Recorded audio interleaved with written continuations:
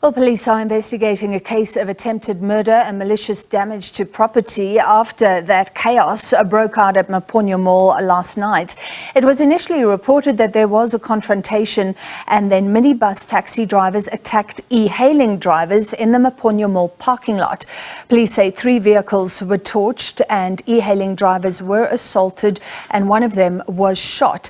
But the Soweto United E-Hailing Association says that the violence was an act of crime and not necessarily linked to clashes with taxi drivers.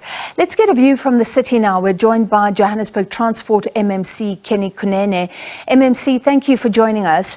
What do you understand happened last night? Thank you very much for having me and good evening to your viewers. What happened last night was that 2 e-hailing cars were attacked. One belonging to Uber, one belonging to Bolt. And another civilian's car was also attacked. He was also attacked and his car was torched. He was in the meeting with us. So we went to Maponya Mall this morning and we then decided that we should go to Kliptown Police Station where we will have a meeting with all the stakeholders, which included the Brigadier of Kliptown Police Station and some SABC members, and also STS Taxi Association, e-hailing associations, community representatives who represent commuters. Santago was also at the meeting, and then representatives of the different malls in Soweto, Maponya Mall, Jabulani Mall, Deep Kloof, Protea malls. So they were all represented in the meeting, including the one victim whose car was torched and also who was attacked, a young boy by the name of Tsepang who went to do groceries at Maponya Mall. Sure. All right. Thank you for confirming which stakeholders were there. We weren't sure exactly who attended that meeting, and I want to ask you about the outcome. But firstly, just going backwards, were the initiators of the violence taxi drivers? No. There's been a wrong message sent out that STS is the one that was responsible for the attacks. They have indicated that they were not responsible for the attacks. They have worked with e-hailing drivers for a very long time. And out of that meeting, it also emerged that some of the taxi owners also have e-hailing cars that are on the road. So there is that standing agreement of working together. There's a committee that has been established at Maponya Mall some time ago that continues to deal with these issues. There is a criminal element involved, but what also came out of the meeting is that there are illegal operators. There are cars that pretend to be e-hailing cars that go and fetch people at the malls. They call them mapele. Now, lepele in English is a cockroach. So they call these operators cockroaches. So they would then park their cars, go in by the entrances of the malls, and they will then entice people to come to their cars as they will charge them less by saying that the app will charge you 70 Rand, but if we don't go through the app, I will charge you 35 Rand. And the people thinking that they are saving will then use these mapeles, the cockroaches.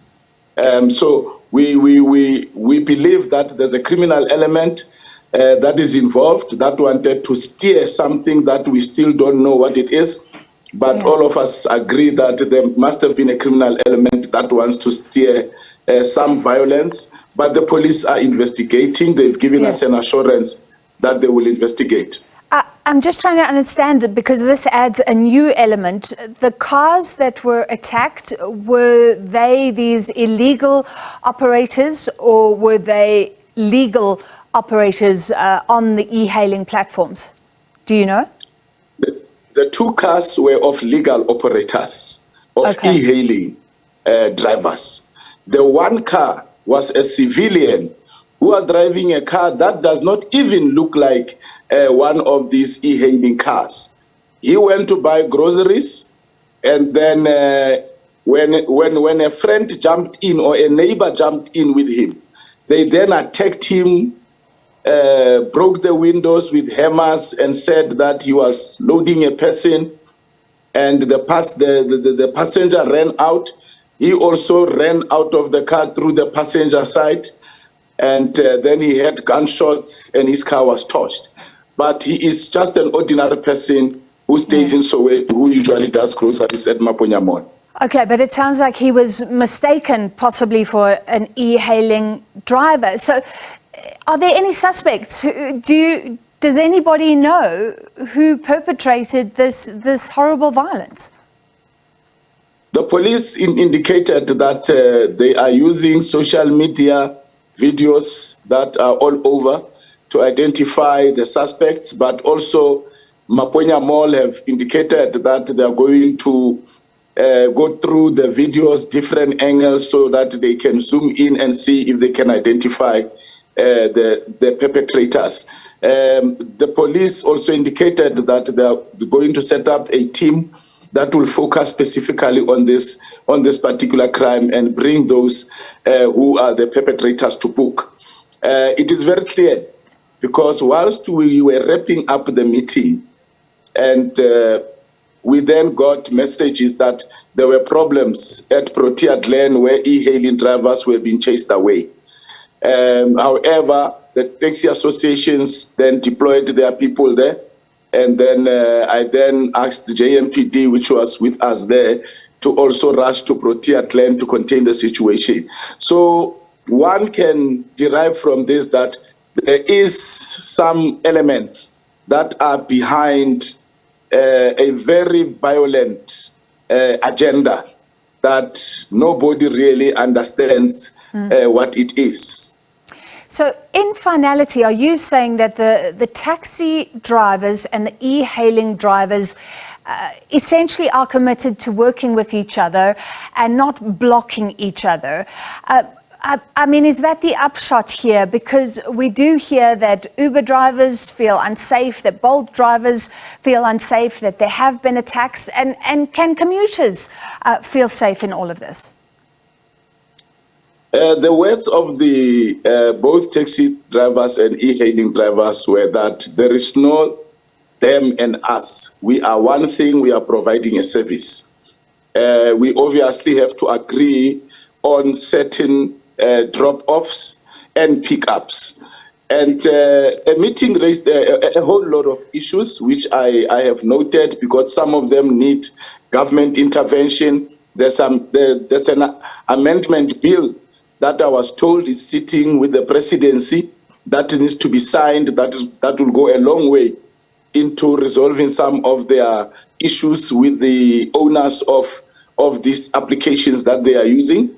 But there's a commitment. The residents of Soweto were also there, and they also voiced their grievances and their expectations. And there's about 7 or 8 issues, resolutions that we made, that we took to the drivers, that they will take to the citizens of Soweto. But it's not just for Maponya Mall. We invited all the other malls, and we are saying to them, can you also do the same thing and be proactive? Maponya Mall has committed that they are going to beef up their evening security, and they are going to beef up their entrance security, and also they are going to now install AI cameras with number plate recognition so that they can be able to assist the police. So everybody is committed to making this work, to servicing the residents of Johannesburg. And it was appreciated that I was also present as to lead the meeting with the brigadier. And there's a committee that has been set up, which I have given my blessings.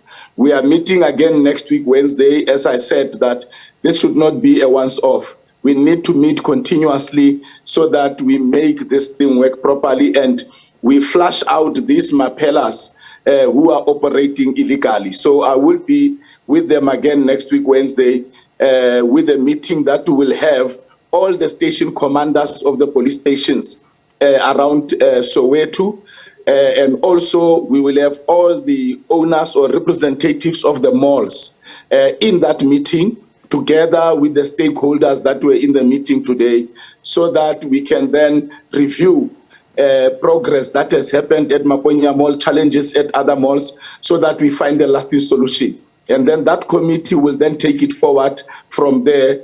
They will brief me whenever there are issues that needs City of Joburg intervention. But I have blessed the committee is made up of all the stakeholders, and we are going to move and make sure that our people are safe as they are driven home and to work, and also when they go to shopping. All right, that's all we have time for. I have so many more questions. Johannesburg Transport MMC, Kenny Kunene.